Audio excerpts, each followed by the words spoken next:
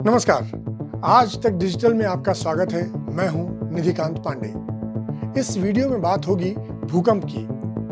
भूकंप से सिर्फ धरती ही नहीं दहलती, लोगों के दिल भी दहल जाते हैं। आखिर इतने भूकंप आ क्यों रहे हैं? क्या भूकंपों की सुनामी आने वाली है?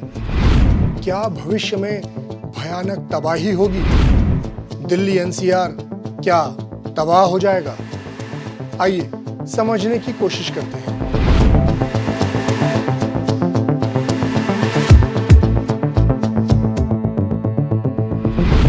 जमीनी स्तर पर जब दो चीजें आपस में मिलती हैं या यूं कहें कि टकराती हैं, तो नुकसान तो होता ही है, कम से कम जियोग्राफिकल यानी भौगोलिक तौर पर। आईआईटी रुड़की के अर्थ साइंसेज के विभाग के साइंटिस्ट प्रोफेसर कमल ने आज तक से खास बातचीत में बताया कि पाकिस्तान से लेकर भारत के उत्तर पूर्व के राज्यों तक हिमालय की पूरी बेल्ट में भूकंप का आना बेहद सामान्य घटना है। प्रोफेसर कमल ने कहा कि इसे ऐसे समझिए, मैं आपको लगातार आगे की ओर धकेल रहा हूं, लेकिन आप आगे जा नहीं सकते क्योंकि आपके आगे मान लीजिए ये ऐसे दीवार है, आप कहीं जा नहीं सकते। ऐसे में मेरे धकेलने से आपके शरीर में ऊर्जा स्टोर हो रही है, इससे आपको दर्द होगा, उलझन होगी। ये सभी प्रतिक्रियाएं ऊर्जा स्टोर होने से होती हैं। आप इसे रिलीज करने के लिए रिएक्ट करना चाहेंगे, झिड़केंगे, गुर्राएंगे, पलटकर धक्का देंगे।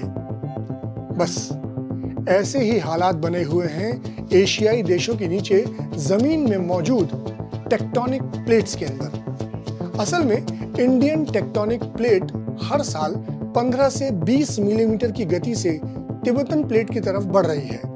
अब आप सोचिए, जब एक बड़ा जमीन का टुकड़ा किसी दूसरे बड़े टुकड़े को धकेलेगा तो कहीं ना कहीं तो ऊर्जा स्टोर होगी ही।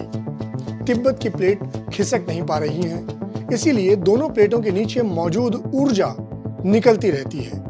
ये ऊर्जा छोटे छोटे भूकंपों के रूप में निकलती है, तो उससे घबराने की जरूरत नहीं है। जैसे आपको दीवार की ओर कोई धकेल रहा हो, लेकिन आप रिएक्ट नहीं कर पा रहे हैं और सिर्फ गुर्रा रहे हैं या फिर हल्का हल्का शरीर को हिला रहे हैं। लेकिन अगर ऐसे में आप खुद को जोर से धकेलते हैं, जैसे कोई आपको दबा रहा है और आप उसे जोर से धकेलते हैं या उसे धकेलने वाले की तरफ चले जाते हैं या उसे झटकते हैं, तो ऊर्जा तेजी से निकलती है। यानी तिब्बत की प्लेट के आसपास स्टोर ऊर्जा जब तेजी से निकलती है तो भयानक भूकंप आ सकता है। प्रोफेसर कमल ने बताया कि हिमालयन रीजन में बहुत ज्यादा एनर्जी स्टोर हो रही है। ये धीरे धीरे रिलीज होती रहे तो अच्छा है, एक साथ निकलेगी तो भयानक तबाही होगी, क्योंकि इतनी ऊर्जा को भारत, पाकिस्तान, चीन, नेपाल समेत कई एशियाई देशों की ऊपरी जमीन सह नहीं पाएगी। अगर हल्के फुल्के भूकंप आते रहते हैं तो ये ऊर्जा रिलीज होती रहती है। ऐसे में बीच बीच में बड़े भूकंपों के आने की आशंका भी बनी रहती है। अगर ऊर्जा का दबाव ज्यादा हो जाता है और ये एक साथ तेजी से निकलने का प्रयास करे तो भयानक भूकंप आ सकते हैं।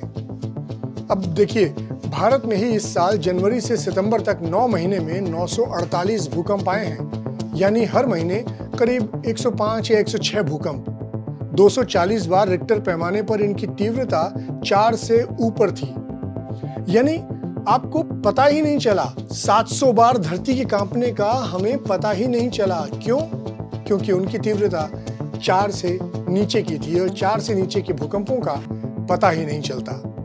तो सोचिए कि छोटे छोटे भूकंप आते रहे लेकिन हमें उनका पता नहीं चला, लेकिन अगर कोई बड़ा भूकंप आया तो भयानक तबाही हो सकती है। इसीलिए टेक्टोनिक प्लेट्स के बारे में ये आपको जानकारी हमने आपको दी कि क्यों भूकंप आते हैं। ये वीडियो आपको कैसा लगा, इस बारे में अपनी प्रतिक्रिया कमेंट सेक्शन में जरूर दें और देश और दुनिया की खबरों के लिए सब्सक्राइब करिए हमारा YouTube चैनल आज तक। त्योहार है चुनाव का, गहराई से सोचिएगा। जिंदाबाद जिंदाबाद के शोर से बचिएगा। करेंगे चुनाव के हर छोटे बड़े पहलू पर बात। देखिए दिन और रात क्या कहता है गुजरात। सिर्फ आज तक डिजिटल पर। सोशल मीडिया पर लिखिए # क्या कहता है गुजरात और देखिए हमारे ये शो।